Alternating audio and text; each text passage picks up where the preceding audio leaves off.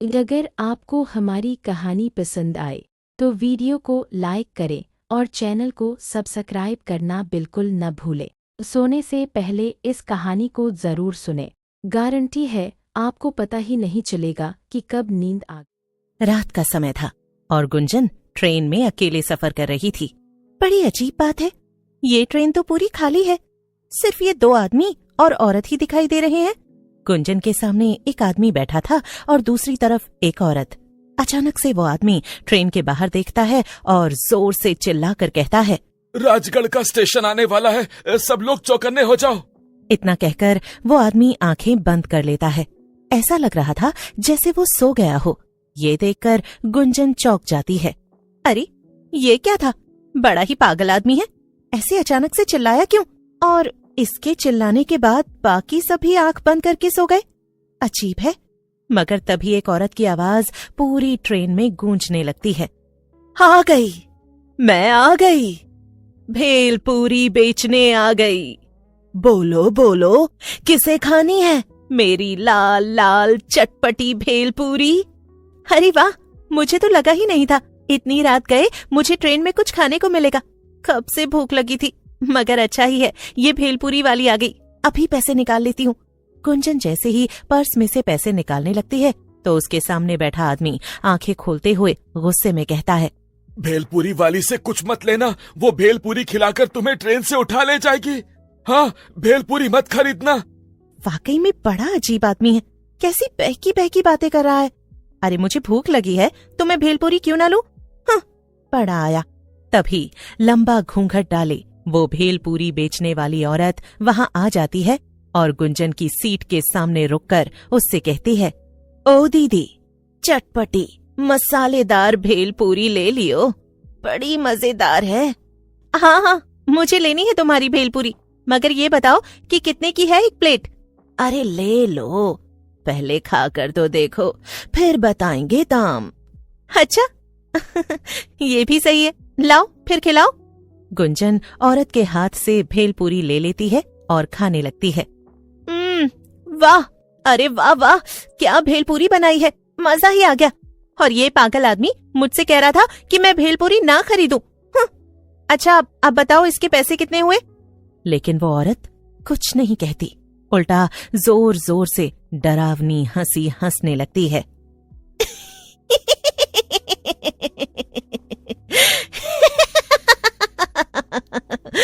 पैसे? नहीं नहीं, कुछ और लगेगा। ये कहकर वो औरत घूंघट हटाती है।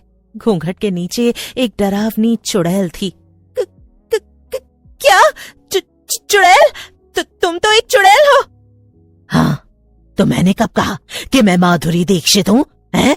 और इस भेलपूरी के बदले तो मैं तुझे लेकर जाऊंगी और खाऊंगी।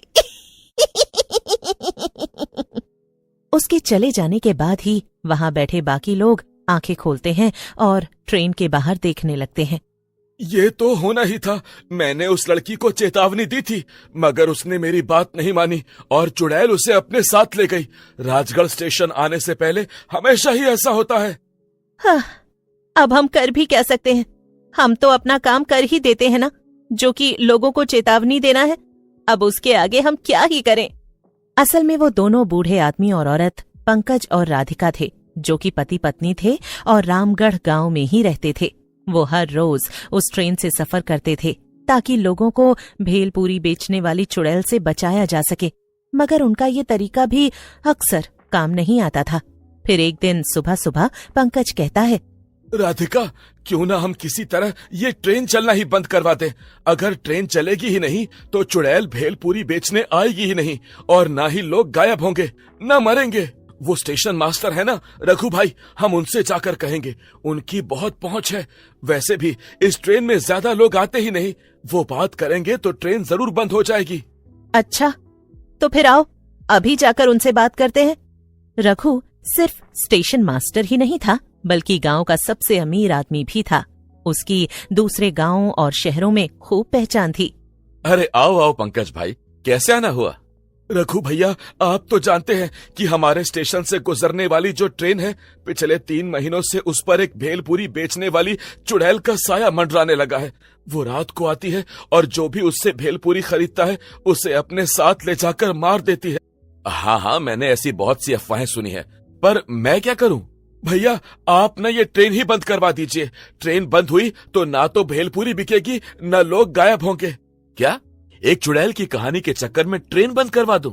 अरे मैं बड़े साहब लोगों को जाकर ये बोलूंगा तो वो मेरे ऊपर हंसेंगे, समझे? मगर रघु भैया, सच तो यही है ना? जो ना माने उससे ट्रेन में रात में सफर करने को कहिए, फिर वो भी इस पर यकीन कर लेगा और ट्रेन बंद करवा देंगे। बेचारा पंकज उदास होकर वापस अपने घर आ जाता है। कुछ नहीं किया ना रघु भैया ने, मैंने तो पहले ही कहा था। अब आप काम पर जाइए और रात में जल्दी लौट आइएगा। हमें ट्रेन में भी जाना है, लोगों को बचाने। रात होते ही पंकज और राधिका फिर से दूसरे गांव के स्टेशन पर पहुंच जाते हैं और अपने गांव जाने वाली ट्रेन में बैठ जाते हैं। राधिका के पास बड़ा झोला था। वो उसे खोलकर पंकज को दिखाती है तो पंकज चौंक जाता है। उस झोले में बहुत सारी भेलपूरी थी। हाँ, जब आप काम पर गए तो मुझे एक आइडिया आया और मैंने खूब सारी भेलपूरी बना ली।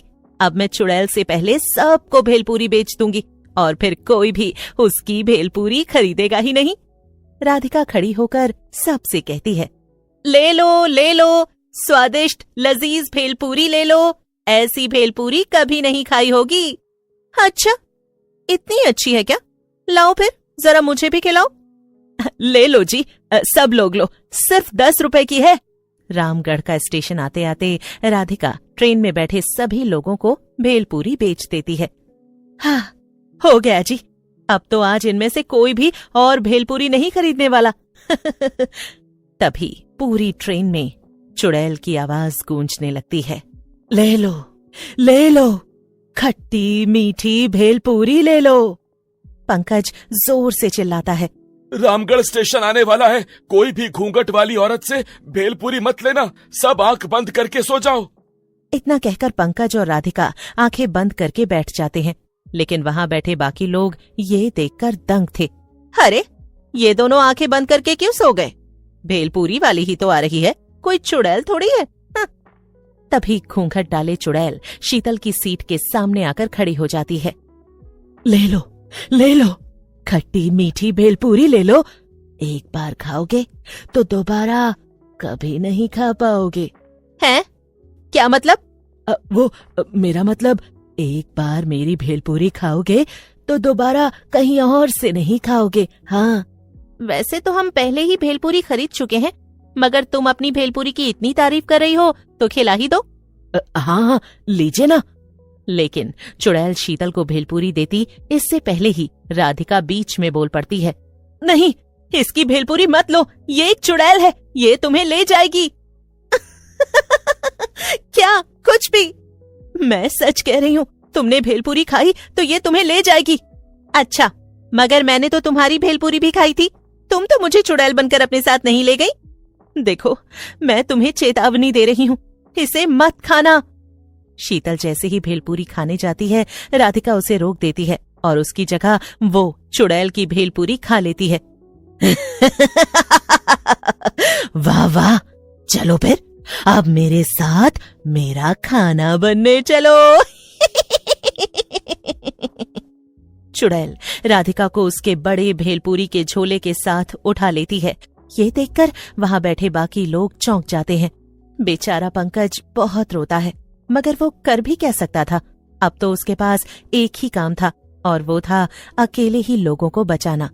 अगले दिन फिर से वो रात में ट्रेन में आकर बैठ जाता है। फिर जैसे ही घूंघट डाले चुड़ैल भेलपूरी लेकर वहां आती है। भेलपूरी ले लो, खट्टी मीठी। लेकिन अब तो पंकज भी जान गया था कि लोग उसकी बात नहीं सुनेंगे। लेकिन तभी कुछ ऐसा होता है जिसे देखकर पंकज चौंक जाता है। वो चुड़ैल पंकज के पास आती है। ये लो, आप भेलपूरी नहीं खाएंगे? पंकज कुछ कहता उससे पहले ही चुड़ैल उसे भेलपूरी खिला देती है और भेलपूरी खाकर पंकज सब समझ जाता है। यानी तुम वो चुड़ैल नहीं बल्कि राधिका हो? हाँ, लेकिन अब मैं एक चुड़ैल बन चुकी हूँ और जब मैं चुड़ैल बनी तो मैंने उस दुष्ट चुड़ैल को हराकर खत्म कर दिया और उसकी जगह ले ली। अब मैं ही भेलपूरी बेचने रोज आऊंगी यहाँ और किसी को भी नहीं मारूंगी।